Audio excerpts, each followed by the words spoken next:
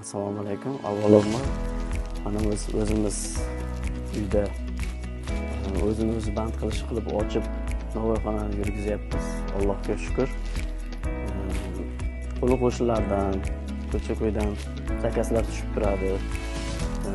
Xalq xizmatida iloji boricha harakat qilib, buyurtmalariga qarab nonlar chiqarib beryapmiz. Shukr, shuning orqasidan oilaviy sharoitimiz yaxshilandi.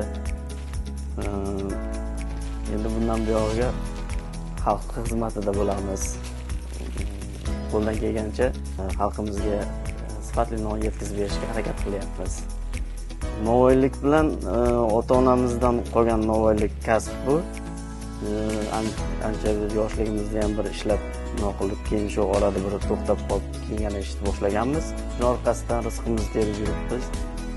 Oilaviy sharoitimiz yaxshi bo'lyapti shuning orqasidan.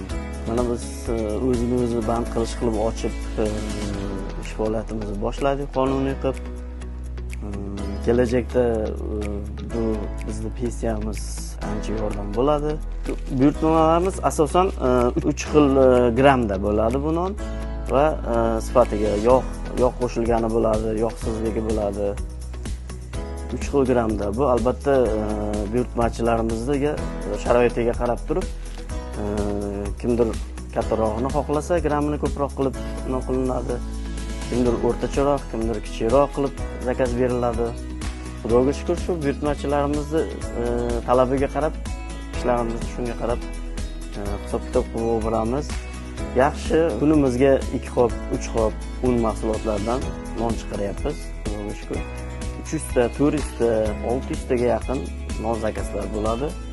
Bir qopimizdan 250 ta, 230 taga yaqin non tushadi. Bu ham endi hajmiga qarab, qancha katta bo'lsa, shuncha kamroq tushadi, qancha kichikroq bo'lsa, shunga qarab 250 ta, 270 tagacha nonlar tushiramiz. Avvalo bu novvoyxonada halol ishlab, halol kasb bo'lgani uchun halollik bilan yondashsa, imkon qadar halollik bilan yondashsa, hamma narsa baraka bo'ladi, tinchlik bo'ladi, sifat bo'ladi, ishingiz farovon bo'ladi. Har tomonlama halollik bilan yondashish kerak bu ishga.